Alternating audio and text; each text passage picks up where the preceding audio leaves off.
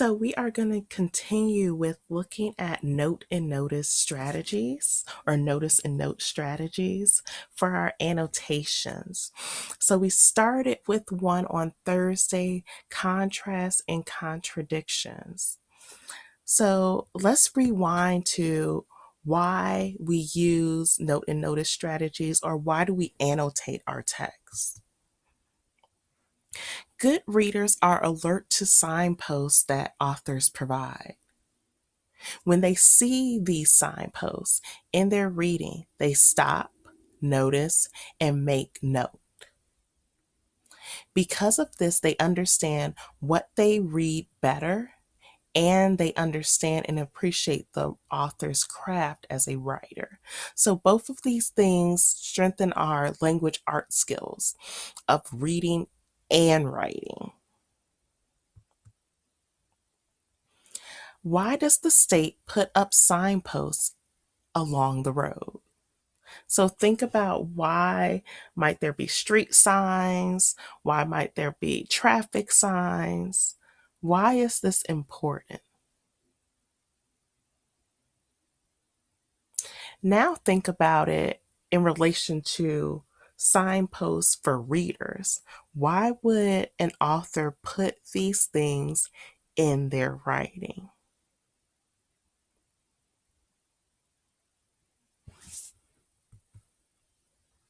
Authors provide signposts too, for the same reason, to help you find your way as you read. We are going to learn about 6 signposts authors provide and what we can learn from each of them. So the first one I already addressed, but let's rewind a little bit. Contrasts and contradictions.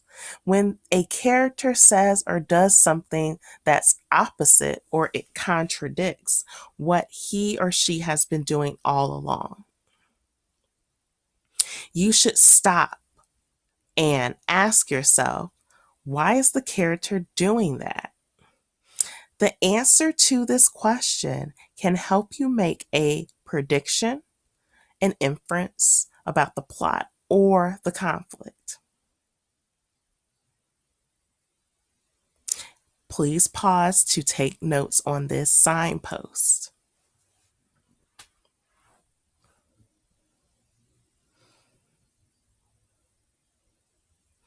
Our next signpost, an aha moment.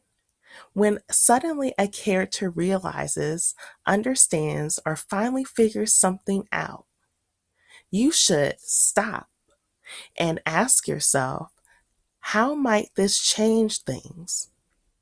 If the character figured out a problem, you should probably just figure it out. You probably just figured out the conflict. So if your character is just figuring out what the problem is in the story, you as the reader just figured out what the conflict is. If a character just understood a life lesson, then you as the reader just figured out the theme. So pause this video and take note on the aha moment, note and notice.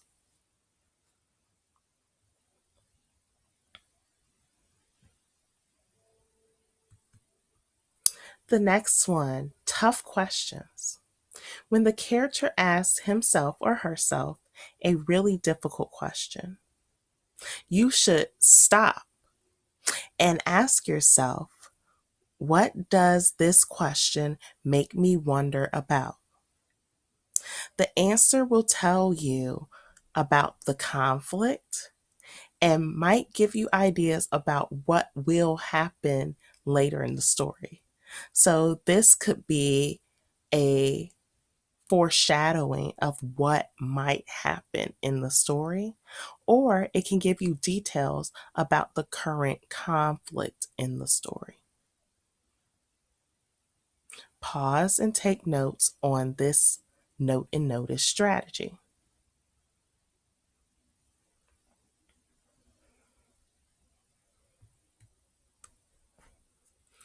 Words of the wiser. When a character who is probably a lot older and wiser takes the main character aside and gives serious advice. You should stop and ask yourself, what's the life lesson and how might it affect the character? Whatever the lesson is, you've probably found the theme of the story. So if there's this older character that gives advice, then that's probably going to be close to what the theme is. So you'll have to summarize that into one word.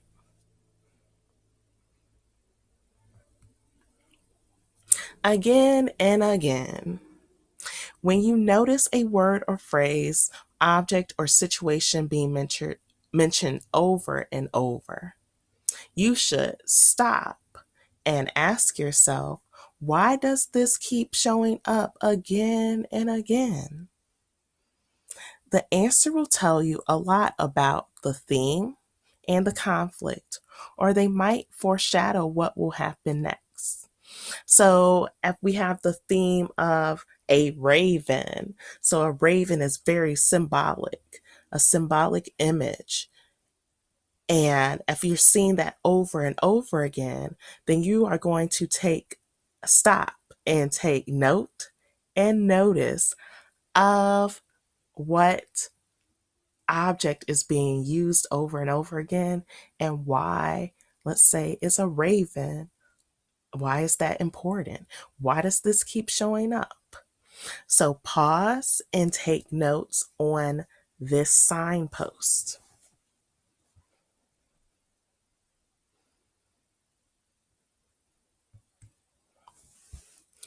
Memory moment. When the author interrupts the action to tell you a memory, you should stop and ask yourself, why might this memory be important? The answer will tell you about the theme, conflict, or might foreshadow what will happen later in the story. So if you haven't noticed, a lot of these stop, notice, and note strategies unlock the theme, the conflict, the plot of our story. That just helps us understand what's going on as we are reading. So we're actively reading, not passively reading. So, memory moment. When the author interrupts the action to tell you a memory. So they're thinking back on when this raven came and flew over. Well, that's them locking a memory that could be significant or important to the character's development and our overall story and understanding of the theme, plot, and conflict. So pause this video and write notes about the memory moment.